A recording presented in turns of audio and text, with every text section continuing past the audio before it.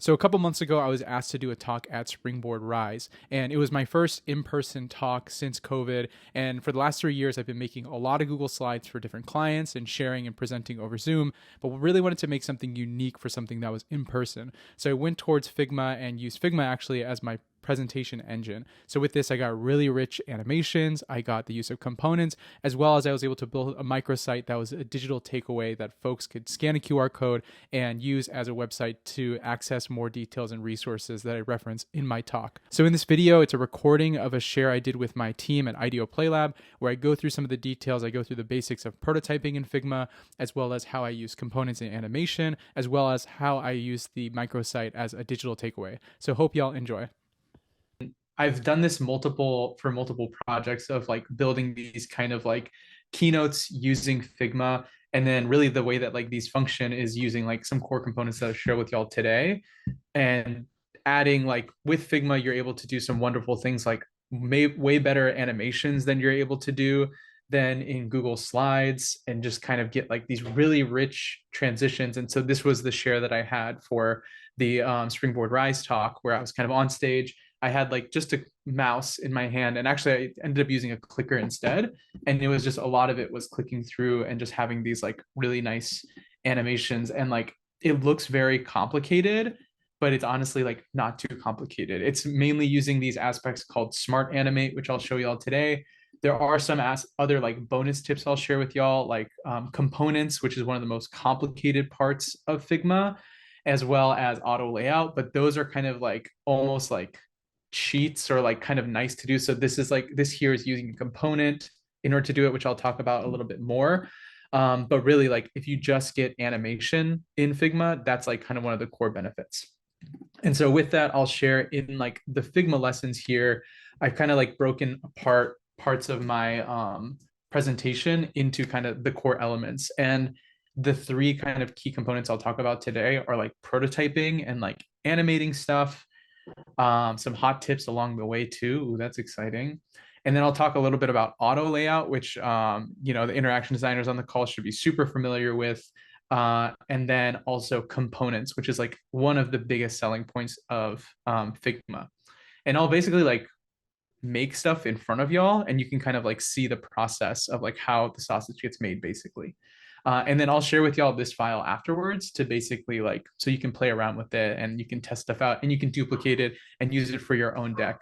Another more clean version, which inspired all of this, is Jacob Waits. He was a former IDEOer, part of IDEO Collab. He makes like these really awesome different tutorials on Figma, like these different files. His is much more eloquent than what I'm going to be sharing today. But if you want to get into it, you're able to like go into Figma. And if you go to the community page, and you can either search for Neil Boyer or you can search for Jacob Waits. And he has some really, you can go to his storefront. The Dex in Figma one is what I use, the 201. And you can open this in Figma, save it for yourself. So this Figma has like a whole community where you can share files for free, and like you'll get access to this file here. But for the Springboard talk, I'll just share it with y'all via copy.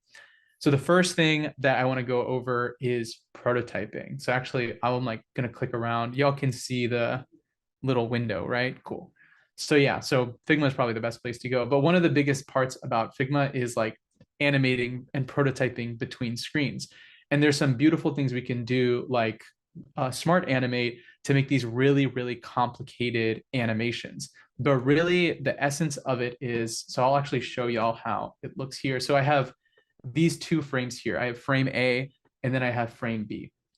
And let me actually go ahead. I'm going to delete this and I'm going to recreate everything for y'all. So we have this square that we drew here. I'll actually just even start from the beginning. I'll draw a square. So I hit R and I create a square, and I want to go ahead and center it. So I'll go ahead and click here so it's nice and in the center. And then I'll go ahead and copy this over into frame 2. So I copy it, click frame 2, and then I paste it, and paste it exactly where I want it. And then let's go ahead, I'm going to decrease the scale of this, and I'm going to rotate it 45 degrees to the right. Or you know what, let's be cheeky. Let's do 32.55. And then, so basically I have these two frames. And this is a lot of how you would do just general design within Figma. But prototyping is something that is like the biggest thing to take advantage of when it comes to making slides. So on the top right, I'll go ahead and go from design mode to prototype mode. And then whenever you drag over anything in Figma, you'll kind of see these like dots show up. And so for this, I'm going to select this frame. I should have gone over this. All of my frames that I'm using are 1920 by 1080 just to keep it super simple, standard scale for anything. And so I drag it over here, and then now I'm connecting this frame 1 to frame 2. And so with this, like basically I'm making it so that after I click on something or I click on frame 1, it'll transition over to frame 2. And this can either be like an instant animation, and I'm going to use the preview window throughout this to kind of show like the animations throughout. So I'll hit shift up space. No need to memorize all these, but basically this is like a tiny player window. I almost kind of like deployed the Figma. And so when I click it, boom, it changes to that slide. That's great, but it's no animation there. The way that I get the animation is just changing it from instant transition to a smart animate transition. And with the smart animate transition, if I do that shift space and then I click on it, boom, it gives me that animation. And that you can leave this call right now. That's everything that I'm using. That's like the only thing that I'm using for transitioning between these different slides is the smart animate. So even throughout this component here, right, you just see, well, I lied. That was a dissolve. I don't know why I did dissolve there. I think these were all dissolves. Let me stop lying to y'all.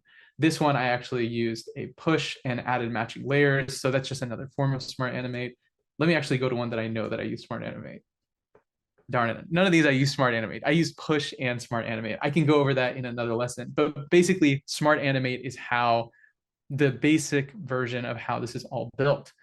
And then let me go ahead and check chat to make sure that like if there's any questions or things that come up. Okay, cool. Just want to make sure if there's anything that comes up in chat, I have that up on the side. So feel free to like add different questions and stuff there too.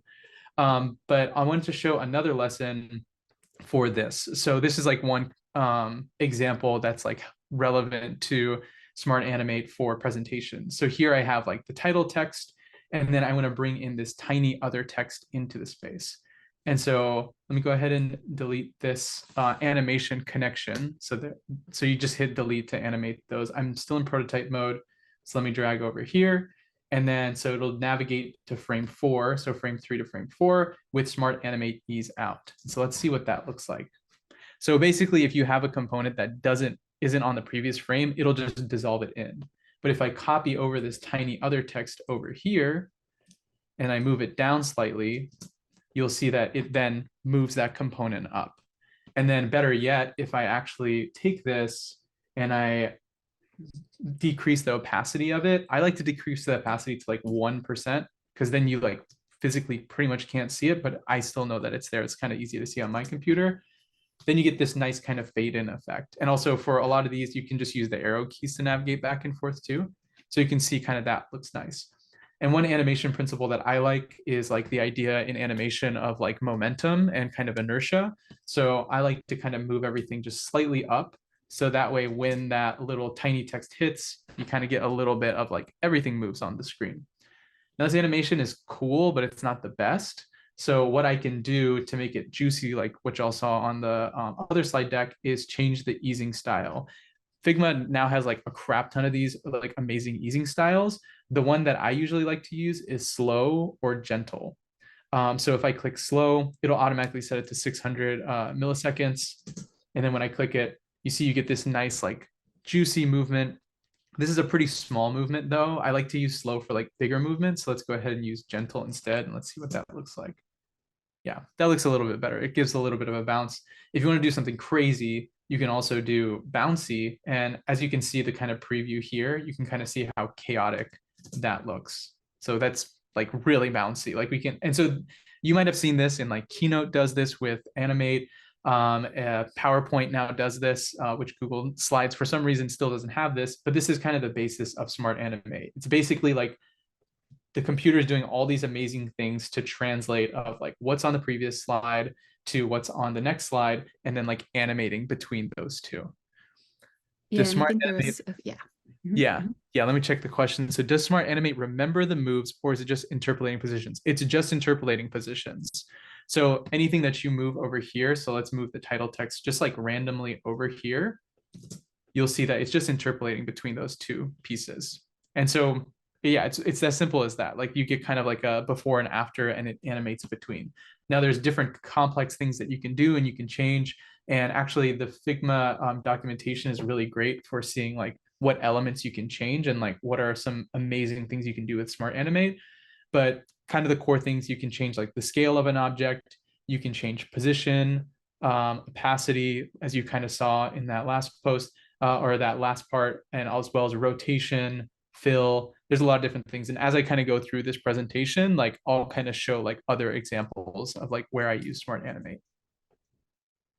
Cool. Is this level of detail helpful? Like, okay, cool. Just want to make sure it's not going like too much into nerd mode of like diving into like all these different components and elements. Awesome. Well, I'll show a little bit. So like even in this example, what I mentioned before was with Smart Animate is like the basic version, and you can actually add Smart Animate to any of the different transition types. You might see like move in, move out, push, slide in. I like to use push just to keep things simple. Like a lot of these are based off of like conventional segues within UI design. So you don't necessarily need to use them, but push is kind of the simplest one. It's kind of like what you would think it does. It just kind of like pushes the slide away. So let me go ahead and I'll make this slide red just so it's a little bit easier to see. And then you'll see when I transition between, right, it pushes that whole like piece, right? This is a classic like keynote change. But if I actually hit animate matching layers, it basically smart animates anything that is related on the two scenes. And the way that, here, let me just show that. So you can see it animated in that red, but the text still animated correctly. But if I added a new element here that's not actually on the frame 3, then you'll actually see that one component actually like translates over.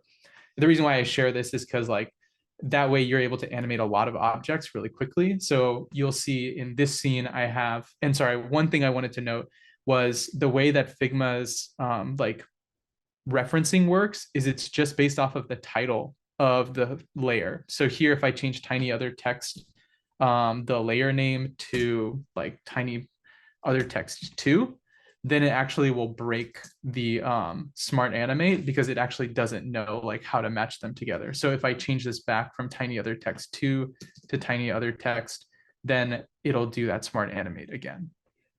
So just a little bit of kind of like a detailed tip there. But one example that I could show from the presentation was this animation that I have here, where it kind of goes through and moves, and there's actually a broken component in here. So that might actually be helpful to look at as well. But you kind of see like these different, how I'm using smart animate to provide this like storytelling. And the way that I'm doing that is within this file, I have like my title, what is a way of playing that shaped you growing up. I have the actual frame, like this like green block, and then I animate that up. So that's frame 127. And basically what I'm doing is I'm copying that. Let me actually do that for real so you can kind of see what that looks like. So I copy over everything here, and then I'm just going to move it to the top right. And then now I get this nice animation of it moving to the top right. I don't know where that like text that you might be seeing is coming from, but you can kind of see like these are ways to like move elements around the screen and kind of change how the conventional Google Slides looks like. Cool. That was like a kind of run through of Smart Animate. Any questions or any areas like y'all want me to dive in deeper there? Would you be able to split frame into 2 in the next slide, or would it break? So it would break. You wouldn't be able to like make it into 2 components, but the way that I would do that, so you're kind of saying like, let's take this, and then I'm going to do it with a square because it's a little bit easier. So let's go ahead and make a green square. And then let's see that you want to kind of see it ripped into 2 pieces, right? So we can go ahead and try that. So I'll go ahead and bring that over into here. And the way that I would probably do it is actually, because you can also do scale. So I would possibly like, decrease it by half. And then I would probably have, I would duplicate. So we have rectangle 774. I would like duplicate that so that there's another rectangle that's the exact same, and just overlap it on top, move that over, and then decrease that, and kind of that's a way to like split it in half. And actually, let's see if that works. So it kind of works. It's like not the best to kind of split. So actually a better way that I would do this is actually like have the split already. Let me go ahead and bring these over. So that's the thing is you see I'm just like deleting and copying and moving stuff back and forth. And I would recommend like that's rather than like worrying too much about like the naming and things like that. I think just like copying things and pasting them over is like a more helpful way to just like make sure that it's easy. I'm a really dirty Figma user, so you'll kind of see some of that. But you just see I copied that over onto this next the previous frame. And then now if I hit Shift plus, so you can see it kind of splits in that way. And actually use this trick further in the presentation too. But that's just, yeah, let me know if there's other like super specific animations you want to see. And I can kind of show you real quick, like how you might actually like pull those off. Actually, I have Yeah. one question. How complicated could you get it? Could you get like a red bouncy ball to like bounce across the screen or something like that? So one of the biggest things with Figma is like you basically, I think as Javi put it, it's like really an interpolation. You kind of have like a before and after. So there's ways that you can like kind of make it complicated to like get a bouncy ball from like left to right. But then sometimes you might want to just like use something that I use a lot is I'll go into Jiffy and I'll find like a sticker and I'll actually like just use that. So actually that might be, let's try that out real quick. So if in Jiffy, ignore the Pikmin, I'll go into Jiffy and then I'll search like red bouncy ball. And then I'll actually use their stickers because stickers are like nice and transparent. So let's go ahead and go to stickers. That's apparently the only red bouncy ball that exists. That's probably not the, why is that the bouncy ball? Let's try to find a different bouncy ball. Let's see, in stickers. Okay, this guy is pretty great. So let's go ahead and grab this and I'm gonna download this. Save image, save it to downloads. And then let me go ahead and create a new frame where I'll be building this. So I'll go ahead and delete this and I'm gonna go ahead and just make a square. And the nice thing is with Figma, this is getting a little advanced, but you can add images or you can even add videos. And I use videos a lot within it, but if I add an image, I can also add a bouncy ball. And so if I play this simple enough, the bouncy ball should start bouncing. There we go, we have the GIF there. And then if I actually wanted it to kind of like be a bouncy ball moving left to right, I like to find a bouncy ball that's just like going up and down. And then I'll do like a slow animation going from left to right, aka I'll just like move it over to the right. And then I'll do a prototype smart animate. And then we'll do a linear interpolation and that'll probably look the most like the bouncy ball. Oh no, that's like the bouncy ball is doing a dance move there. Let's make it longer. So let's like make it 30 seconds. And one other thing I can show you is one thing I use a lot is after delay. So if you don't want to click on every single scene, you can do after delay. So you can do like an 800 millisecond delay, or you can do a 1 second delay or 1 millisecond delay if you want it to be immediate. And so there you see kind of the ball bouncing like across, and that doesn't look too bad. And then one final hack, if you really, I did this recently I had to animate a bouncing box recently. This might be too detailed, but one of the things that you can do in Figma is you can do Command Shift C to copy it as a PNG. Simpler is to actually like just go here and you can copy as a PNG and it'll grab whatever's on your frame and it'll copy it as a PNG. So with that, like I have like that one frame of the GIF here. And then if I replace this with the one frame of the GIF here, so let's delete that GIF and this is now just that basic PNG. I will do a prototype here and I'll move this over and I'll actually just do after delay 1 millisecond. I'll just have an instant animation there. And that way, let's see if this does work. It might be a little jarring, but it should just kind of land and then stop. Because that's like kind of how we time the animation. So it's like now just like it jumped, that basically jumped across like 3 different animations there. A little bit complicated, but just kind of showing like that breakdown there. Cool. Any other things around animation? We can also come back to animation. Got a few examples too to play around with. But if not, you can keep diving in to just general Figma tips. Cool.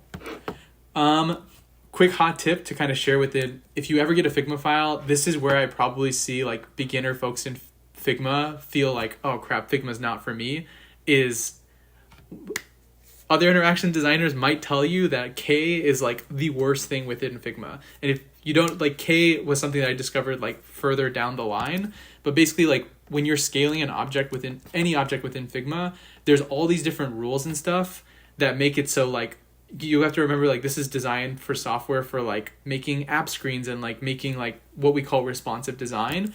And so when you try to like scale an object, you're going to find like the design completely breaks. But sometimes you just want something that's like a little smaller. If you hit K on your keyboard, so let's actually look at so you see it's just like the regular diagonal. When I hit K, it becomes this like double diamond kind of looking thing. And let me go back to design. You can see it scale here. And then with this, I'm able to just scale any object just like how you would if it was just a general PNG. And it's just, this might be a kind of a random tip for now, but just wanted to share it as like, if you ever are struggling, if you ever find yourself like changing the size of a slide or anything in Figma and it's like going crazy, just hit K and then resize it this way and you should be good to go. Cool. Next section I'll talk about is auto layout. Auto layout is all around like making buttons, organizing things. And this is, again, the previous section is like one of the reasons why to use Figma, but this is like a little bit more of an advanced reason why to use Figma. This really helps for like keeping things clean and like not having to worry about a lot of the elements. Who here is familiar with auto layout? Okay. We got so auto layout is basically like it organizes everything for you. So if you could imagine like within a UI design, someone's trying to make like a massive grid of objects, they use auto layout so that they don't have to like position everything perfectly, but rather everything's kind of put into almost like, you can think of it as like a shelf, and everything is like perfectly divided and you know exactly the spacing between, and you're able to, you know, just change everything at once. That's like one of the major values of auto layout. So even within this example, I have these three components. So I could like, you know, line them up, try to get it exactly right, and then like try to put it into the center and stuff. Like, you know, that's a good way to do it. Or otherwise I can do auto layout. So with that, what I'll do is I'll grab all the components I want, I'll right click it, and then I will add auto layout. And so you can see in this view over here, all the kind of different options that I have. And let me know if the UI, let me actually increase the size of the UI because it might be a little bit too small. Let's see, interface scale, make larger, perfect. So here you can see like with the auto layout, all the different like configurations. So we can have everything aligned to the right, everything aligned to the left, everything aligned to the right, or everything aligned in the center. And then I can change kind of like the scale of everything, or kind of the spacing between. And so that's like one usage of auto layout. So now everything becomes one like nice component that I'm able to kind of move around. So it's easier to center things. And so that's like one instance of auto layout that you might use. Another reason why you might use auto layout is for making buttons. Like auto layout is one of the best ways to make buttons. Sure, you can put a rectangle behind something and do that. But otherwise, what you can do is you can select two objects, and then I just hit Shift A, or let me do that easier. So I'll do add auto layout. And then with that, because now it's like one object, I can add a fill to it. So let's go ahead and add like a red fill to it. So now you see this like nice padding. And this is like how all websites are made. They're using auto layout and they're using these different components. And so right now it kind of looks ugly. So what I'll do is I'll add extra padding on the left and the right. So you see you got wider. I'll add extra padding to the top and the bottom. And then I'll round my corners. That's what this option here is on the top right, to round that corner. And then boom, pretty much got a nice button now. It looks pretty similar to what I had before. And you can add nice details to it, like you can add a stroke to it. So I can add like a nice black outline to it. I can even add like a drop shadow to it. This is like what you see a lot in like different Figma designs. You'll see folks like adding shadows pretty much everywhere. And then let's actually make this, I often like to make my outlines white. And then I'll decrease the opacity of that just so that it's like kind of this nice like chunky 3D looking object. And then that's how you kind of use auto layout to create buttons. And that's like one instance of like, it's a niche instance, but you might find yourself using it more often than not, because like when you're organizing things in Google Slides, having that auto layout makes it a little bit easier to be able to kind of like keep everything organized and like make sure everything is set in the right way that you want it.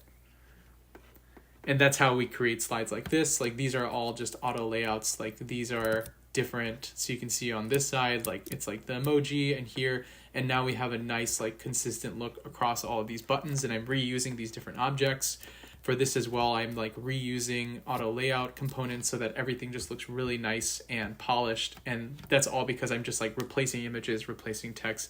And that's like one of the benefits of Figma versus Google Slides is you're able to kind of do that a lot more controlled. Awesome. I'll go through this last section, but real quick. Right, there's like command to demand. That's one other aspect of like if you're selecting objects within Figma. This is just another hot tip. You'll often find like yourself like double clicking a million times to get to a certain object. A better way to do it is you use command to demand exactly what you want. So if I hold the command key on my keyboard, then I'm able to select. So if I didn't hold the command key, it would click like the topmost, what we call the topmost parent. But if you hold command, it'll go to the deepest child, as we call the great-great-grandchild. And that's just a way to like really quickly navigate a Figma file without having to worry about the layers. If you just hold command, it'll go to the deepest level of the design, which is usually like what you want to be editing and changing. So if I want to change experiential world building to making, right, I can hit command rather than having to click so many times to be able to access that. So just remember, command to demand. Awesome. The last section I have is components, and this also leads into a little bit around animations and different elements. So if we're feeling good, I can keep going through this section here. So the main thing with components is one of like the richest and most complicated parts of Figma. In their documentation here, let's see how they explain it. So basically the way that Figma components are, so let's click into here. Oh, let me go back. So components are basically like a duplicated object that when you make the change to the what they call the master component, it'll make changes to all the duplicate instances of it. So actually a better way to explain it is, let me go ahead and make a quick design here. So I'll go ahead and make a star. Another nice thing with the star tool in Figma is you can, make a nice little bang and kind of make these different changes here. So I'll go ahead and make a red star with, let's put a little circle in it. And let's make it, these are like high-end graphic design that you're getting right here. But so basically what I can do is, this is a nice component. And so, or to make it a component, I go up here and this like kind of or this quadruple diamond that you see, this is how you create a component. And when I create a component, so if I duplicate this, you'll see this has the kind of the diamonds on top. But when I duplicate it, here it has an empty diamond on top. That's because this is an instance. And so I can make like a bunch of these. I can even like using the K trick, I can like scale them down. I can like duplicate them 100 times. And so now I have this like really cool pattern.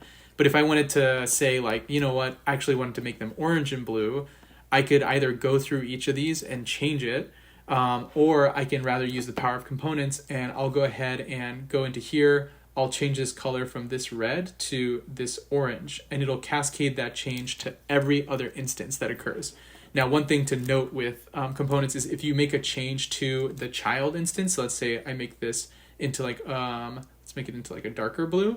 Even if I change this color in the parent, it won't change any changes that you've already made to the instance. So that's just one thing to know if it ever breaks like that, or if you did something unintentionally, you can right click it and you can do reset all changes. And that ended up destroying everything.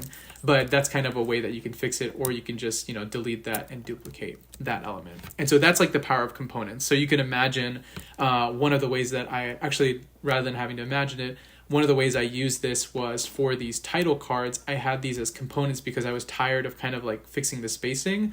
But for this frame 68, which is my poorly named component, you can see if I made a change here, like actually I wanted this to be like 140, I can decrease the size of that and it'll decrease it across all of those. So it kind of is like a way to have cascading changes. Components, as Neil and Kez know, are one of the like areas that you can really get lost in, but it is a very powerful tool that can save yourself a lot of time if you use it in the right way. I wanted to show another way that I used it was actually for these headers. I used it, and I actually don't know where the main component is for these. So the way that I can find it is I can right click main component and go to the main component. So actually it was this one. So if this one I ended up adding like, let's say another text here, this then would make a change on every single time I had this header across the entire presentation. And you can see when I change the color and when I change the text, those are those changes that I did to the child that then don't get overwritten for every time that I make the changes in parents. It's a super complex thing, but one of the main things that I'll show is one of the powerful elements of components is this example here, which I think could be helpful for the folks here, which is to create this effect of these hover cards. So you can see these are 4 different components. The only thing I changed was the color and the emoji that's in those components, but the animations, the styling, and everything is the same. And so this way I don't have to repeat these animations every time. I get these super rich like card animations, and I'll show you exactly how I pulled this off. And this is actually a good example that like leverages like everything that I use. I use cards, this card hover style a lot because it's just really nice and tactile. So first what I'll do is I have this cow emoji. That's all it is right here. I'll go ahead and apply auto layout to it. So I get this really nice border around it. So let me go ahead and add that fill. Let's make it black for now. And then so you can see now I have like an even spacing around it. Let me go ahead and make that bigger. So I'll do 20, 20. That looks pretty good. Another way that I can do it if I don't want to get like super specific is I can just kind of like grab that, and if I use K, you can see here it'll actually increase the emoji itself. But if I don't use K, it'll increase the size of that like frame without increasing the size of the cow itself. So let's do a little bit more of like a different style of card for this one. So I'll go ahead, I love rounding my corners. I'm going to go ahead and round my corners. Let me go ahead and make this a little bit more of a tolerable color. So let's do like a nice off. Actually, I'm going to do bad colors for this too. We'll make it like a dark black. That looks like a decent, thing. And then, so now I basically have my card. And then I want to kind of animate it the same way I have this animated little card here. So let me show you the tricks that I do in order to get that effect. Sorry, this is bothering me, so let me go ahead and make that 30%, so now it's a little bit of a nicer card. What I'm going to do is I'm going to drag this off of my board so that I can create a component separately in kind of a different space. So what I'll do is I'll click make it a component, and now as I mentioned before, if I drag this over here, this component, any changes that I make over here will then affect like all of the child versions of this object that occur like throughout the entire presentation. Now let's go ahead and animate it. So the way that I'm animating this is one other aspect of components that you can leverage is what's called variants. Variants are basically like, if we had all of our main components, variants are like different versions. The most common instance of this is if you had I wonder if I have one within this presentation. I don't think I do, but one of the main reasons why you would use variants, one of the first times that I ever learned variants was when I was making a tray that when you clicked on it, the tray would expand. And so it's like the same object, but it's basically like 2 different variations of it. So what we're going to do here is we're going to create 2 different variations. We're going to create the standard state and then the hover state. The way you create a variant is you go up here and you click add variant. And then now we have 2 different instances of basically like the same object. This is kind of a variant's a little different where if I make a change here to this object, it won't make a change on my variant because I already ended up duplicating everything from my initial instance. And you'll see over here now we have property 1 is like default or variant 2. If you're being proper, you would do something like property 1. We would call this we would actually keep it as default. And this one we would change it to hover. And so for my hover state, and you'll see kind of all the variants are like, one thing I like to do when I'm creating variants is I'll actually use auto layout just to make sure everything is like nice and clean. And I like to put them side by side because usually I'm animating like up and down. But what I'll do for this one, and actually I made a mistake, so let me go ahead and correct it. Because if I move this up, that's not going to do anything. So what I do is I actually take this, I'm going to reset this. So I'm going to detach an instance. This is a little fast, but imagine I'm just resetting everything. And then I'm actually going to frame this again because I want to be able to move it within a frame. A little complicated, but basically, as you can see here, I kind of have like, it's double framed now. It literally like think of a frame as like a window. So I've added like another pane of glass over this. So when I make this a component, make it a variant, put them side by side just because that's a little easier. I double click into here and I move this up slightly, and I don't like that it's clipping, so I'll go ahead and click the frame, click don't clip component. And then so I'll go ahead and move that. As you saw, I just moved it slightly up, right? And then what I do is I click prototype this over here. So I'll do on hover. Where is on hover? While hovering, we'll do a smart animate. And then let's remove it from linear. Let's do a gentle for this one. I think gentle looks pretty good for this. And then now let's go ahead and delete this. I'll drag this over here. And now I should have a nice, right, animation there of like it moves up and down. And I can now duplicate this because it's a component.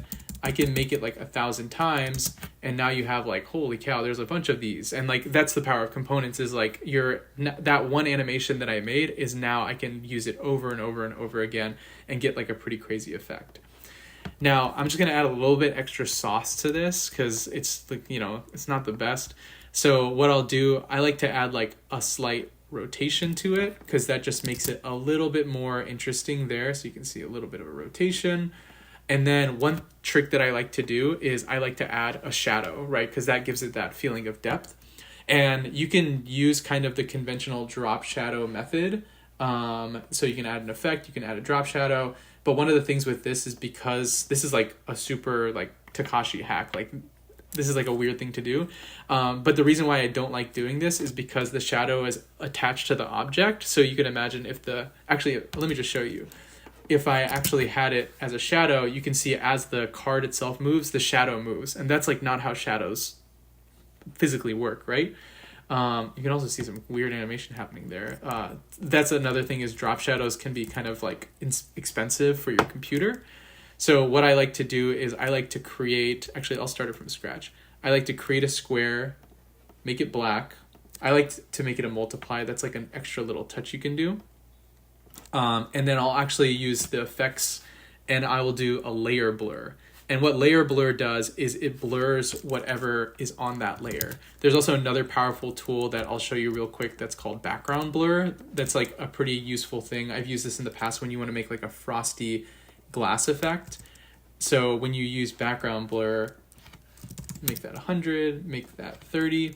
It'll blur anything that's in your background. So that initial part where I have like the super cool, like all these changes. So now it becomes like this pane of glass that like blurs the objects that are anything behind it. So it's a pretty powerful tool to use.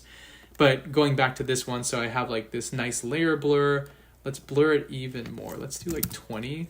And then one other Figma hack is like if you just press a number key, it'll decrease to that opacity. So I'll go ahead and hit 2. And that'll decrease that opacity to 20. Just a super easy thing. And then I'll go ahead and send it to send it to the back. I can either do that or just do a bracket key. Just to keep it simple, let's do that. And then let's go ahead and see how that looks. So now we kind of see that like nice hover, and I don't even have it on the previous screen, but you kind of see how like now we get this nice hover effect. And let me actually like refine that prototype a little bit more so I get a really clean, so right now it's gentle. Let's try slow. Like I think slow would look, yeah, that looks decent. It kind of takes some time to like refine. Like that's one thing that I'll play around with a lot is the easing. I'll change like the timing to make it so that it's kind of a nicer shift. And let's see, it's like a little kind of an odd animation. Let's go ahead and, this might actually be a good instance for quick. Quick is like kind of bouncy. It's a lot faster. Yeah, that looks way juicier and kind of like what we're going for. Cool. Well, that's one instance of components. I can go into some of the crazier ways of using components as well. This one is also just using variants in the same way. So I have like my 3 different variations of kind of like, I have the squiggle line, and then for this one, I just removed the squiggle line, and this one, it's the squiggle line, but without color. And again, the way that I animate a sequence like this is like I built everything over here because it's like a pretty complicated thing. I don't want to be animating in a small window. So that's another nice thing is like you can kind of build your design out as a component, and similar to almost like having a piece of paper that you can like move around within a frame. That's kind of what I'll do with this component. So I copy this component over here. Let's have frame 54. Let's just duplicate it over. And then let's do a quick smart animate. And you'll kind of see just like how fast this stuff kind of gets done. of like, I'll move this down here, and then let's double check what that looks like. So that was, I made it, on drag. So let me make sure that all of my animations are off and make sure I do it on click. And there we go. So now we have that animation on click. And then I'll go ahead and do another frame. So it really is like frame by frame. If you're familiar with like Premiere or After Effects, where you're basically making a keyframe, each of these frames is basically a keyframe. So on this next one, let me go ahead. I don't know why it's doing that drag. I want to make it on click. There we go. Let me delete this click, make this on drag. And then we'll do another smart animate where I'll change this from this variant, right? Because it's all variants and components, to let's make it that variant. And then so when we click through, that's one frame, and then that's the second frame. So that's a way that you can use a combination of smart animate and components to get these really nice, complicated animations with like, a relatively low lift. As you're building it out, it really does help to like make those different, pieces fit together well and get these nice animations out of it. So yeah, let me double check. So Neil, Tech, do you have any hacks for trim paths for that line? Which is it in particular, Neil? For like animating along this line? Yeah, have you ever, I don't know how you do it, but I don't know if there's like a hack for it. The only hack which I've had to do recently for animating a trim path, is, I won't show that. A curved line. Yeah, the curved line. Yeah, the curved line definitely makes it harder. So I'll go ahead and make like a curved line. I think the best hack that I found for doing that, so it would be like a white line like this. In After Effects, like you can do like trim paths and like it'll actually animate along that line. The best hack that I found for doing this is to do like a clipping mask of it and like get it in the general direction. But because it's so fast, it'll kind of like give it that little bit of animation. So even here, I'll like move this over, duplicate it, and then, I don't know what I did there. Let me grab that. So we have the same piece on both sides. There we go. And then I'll decrease this trim or this clipping path here. So like this rectangle clipping path. Clipping path is like another lesson that it's like a really detailed piece, so it might not be as useful for today. But then I'll kind of do this on click. So that's like, right, it like you in general get the effect, but that's been one like trick that I've been using for like animating those kind of different trim paths, or animating along a line basically. Yeah, this is a very new question, but how do you present frames in Figma? Ricky, thank you for asking like the good questions. So what is the process there? So as you've been seeing, like one of the ways that I've been doing this is I'll like go in and I'll do shift space, and like, yeah, this is a great way to present to a client, right? They can see all your file behind. It's like super wild. This is definitely not the way you want to be presenting. So the way that you do it is when you click up here. So what I've been doing is shift space, and that's like what's called the preview window. But if I don't do the preview window and instead I do present, it'll open up a new file it'll open up a new tab. And this tab, this is probably like the worst slide to go off of. This is a better slide. This is my first slide. It basically creates a new window of your prototype. And if I shared this with y'all right now, you can access this exact same prototype. And right now you can see it's like kind of like, it looks really crazy. So what you want to do, and this is really detailed options, or detailed like, this is really in the details, but what you'll want to do is you want to fit to screen. And then one thing I really like to do is, so basically what this does is it like squeezes it to whatever size this screen is here. One thing I really like to do is like I keep my color palette pretty minimal. And when you go into prototype, there's this option called background. Usually it's default set to black. And so you can see now I have this black border around my presentation. I usually like to always have like the same color on the outside. It's just a really small detail, but that makes it so it looks like way more seamless around. So now you see this like circle, and as I'm clicking through, you can kind of see like where the edge is, but it's just a way of like presenting it in a little bit of a nicer way. And then you might also see certain things like showing the Figma UI. If you don't want to see the Figma UI itself, you can click that option. And then you can also, and then this is like a good way to present. When I was actually presenting it for the session, I had it in this way, and then I hid the Figma UI, and that way it was like a nice full screen look. But usually for this one, similar to Google Slides, if you do present it like not in full screen and you just remove the Figma UI, it usually looks pretty good, and it's like a good way to present. And so this is kind of how you do it. And all I'm doing is I'm clicking, and I don't know why there's an issue there, but usually, yeah, all I'm doing is I'm clicking through it.